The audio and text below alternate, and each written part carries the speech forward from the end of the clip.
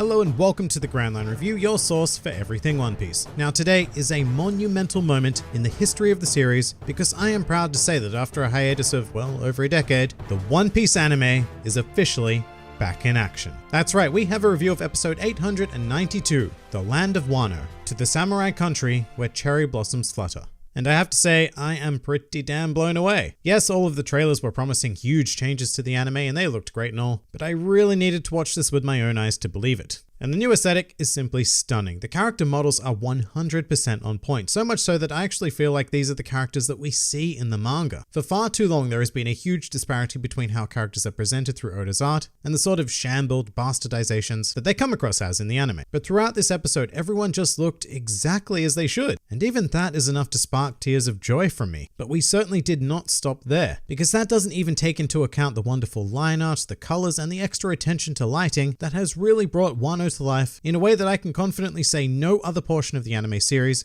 has ever managed to achieve. On top of that, the factor that I'm going to give the highest praise is most certainly the music. Wano has come equipped with a completely new soundtrack, and the life that it has breathed into this episode is it's staggering. For the first time in God knows how long, One Piece felt fresh and exciting, with this wonderful selection of tracks that can handle super high energy samurai fun times, as well as more dramatic and slow moments that at times very much evoke the still yet compelling nature of Japanese theater. My favorite track is the one played during our introduction to Wano, which was wonderfully synced up with the animation of the shamisen player in the mask. And just on that, manga readers, I'm not going to spoil who that is. Although anime watchers, if you look closely enough, you'll probably put two and two together just from watching the opening. Which, that's a thing we'll get to. But while we're still on this, I love the general introduction to Wano. Along with the cool yet classical energetic music, we were treated to gorgeous, colorful establishing shots with a nice amount of Foley atmosphere in the background, and the shots of Zoro wandering through the streets were handled really well for what they were. Like there is really nothing to them. For example, there is a shot where it's only Zoro moving and the background is entirely still with a slow zoom and a couple of cherry blossoms fluttering in the foreground. This kind of animation is nothing special. I really want to emphasize that. It is super cheap, but with this new art style and direction, it's actually effective. Whereas a similar shot in the previous incarnation of the anime would have drawn a lot of attention to the fact that it was nothing special. And it would have done that through a variety of extra means, such as having an off-model character or lingering on the shot for far too long in order to fill time, or just by not having a compelling soundtrack in the background to add the necessary energy to build on the minimal animation and create that illusion of movement. It's a lot of little things that have gone into making this episode, as far as I'm concerned with One Piece, a masterwork of art. All of which is the work of the director to coordinate, and I want to dump all of the credit I can possibly gain access to right onto Tatsuya Nagamine, the new series director. He has the creative eye that One Piece has so sorely been missing, and I sincerely hope that he can keep it up, because it's all well and good to produce one fantastic episode, but the real test will take place over the course of a series. With that said,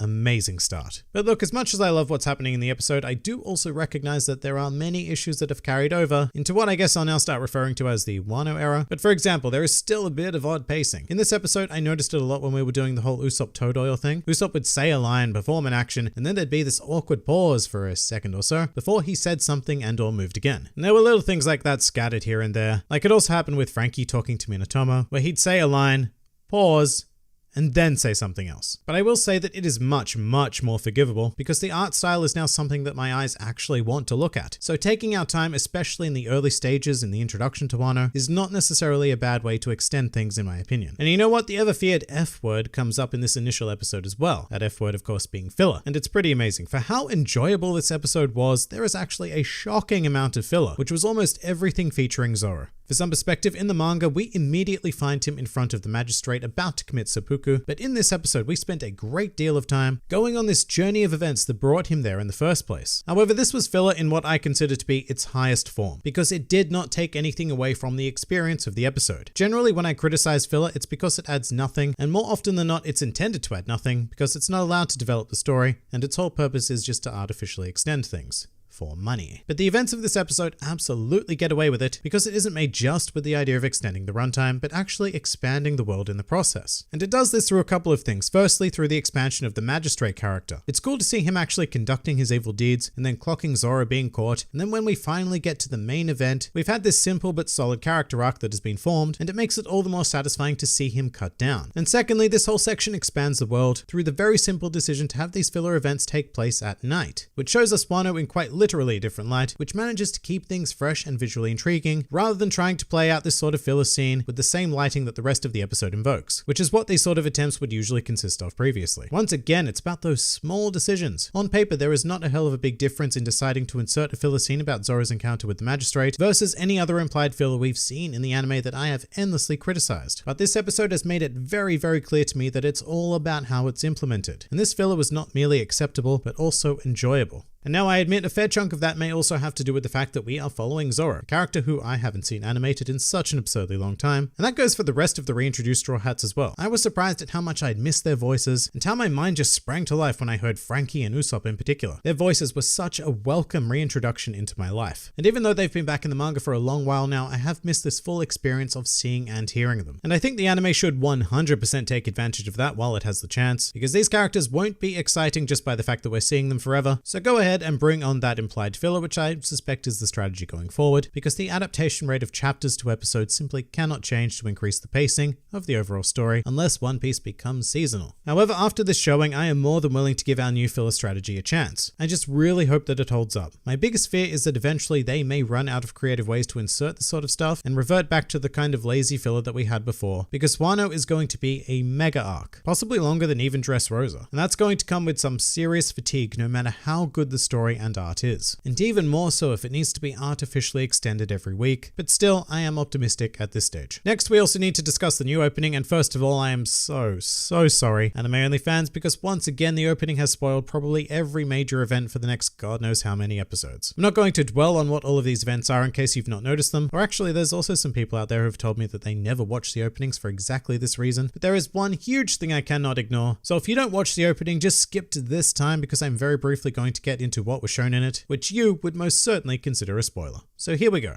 First up, Luffy vs. Kaido looks amazing. I love the dark tones of the background juxtaposed with the super bright and vibrant figures of Kaido and Luffy, Kaido especially. But as much as I love how it looks, I can't help but think it's a bit of a dick move to reveal his dragon form this early on. I mean, in the manga, I just remember that being such an amazing reveal, and anime fans who watch the opening are not going to get that. And there's a lot of other smaller dick moves in there as well that ruin big surprises and story beats, like not only showing Sanji holding the raid suit, but also even revealing what he looks like once he puts it on. For the record though, he does look pretty cool. And then you've also got one of Hawkins' crazy moves, and actually, you know, Hawkins himself, that is a big spoiler. The one that shocked me the most though was definitely seeing Yasu. Like, this is probably meaningless to anime fans at the moment, but as soon as we actually meet this character in Wano, this is a massive spoiler. And it really just doesn't need to be in the opening because it's not a huge action centerpiece like Luffy versus Kaido, nor is it a super hype character like Hawkins. So just leave Yasu out of it, please. Alright, spoiler talk over now, and one more thing I'd like to say is that I love the new eye catchers. The classic Japanese remix Straw Hat themes work so well, and the two we saw of Luffy and Zoro here are so good that it will probably be a highlight of my future episode viewings to see each crew member's individual bumper. But in essence, apart from the overall art style, there were not a whole lot of changes made to One Piece for the Wano era. Not a lot of big changes anyway. It's all just a collective of smaller decisions, like the recently mentioned remixing of the Straw Hat themes. These tiny things add up to create a stimulating experience, and what I think One Piece really needs going forward is just a steady injection of those small things. Because there is most certainly the danger of running with all of this new stuff for so long that it eventually becomes stale, and say 50 episodes from now we'll be entirely sick of the anime once again because it stagnates once more. It needs to keep evolving with little innovations and changes here and there, but this is a better start than I could have possibly hoped for. To put this into some perspective, this is probably the first episode of the One Piece anime that I would not be in any way ashamed to show to a friend, to try and get them into the series. It represents what One Piece is during the Wano arc so damn well. And not only that, it has actually enhanced the manga material. After watching this episode, I looked back at the manga material covered, and I realized that I enjoyed watching it far more than looking at it on the page. And that is what a good anime adaptation should do. And so I offer my heartfelt gratitude and congratulations to Toei Animation for producing something that isn't just going to be a cash cow, but something that they can actually take some artistic integrity in. It has reinvigorated my interest in the One Piece anime, and I imagine that it's going to do the same for so many more people. Keep up the good work, and I cannot wait for next week. But that pretty much does it for episode 892. If you enjoyed this video and the content this channel produces in general, then please do consider donating to the Grand Line Review Patreon, because the support of all of you amazing people is what continues to make this channel possible. And if you'd like to see more videos like this but apply to other anime and manga series, then please do check out my second channel, New World Review, for all of your wider needs. And if you'd like to join the fun at any time, then please do head over to my Discord server, where a wide array of shenaniganry takes place on a daily basis. And finally, please do comment with your thoughts on the episode. This has been the Grand Line Review, and I'll see you next time.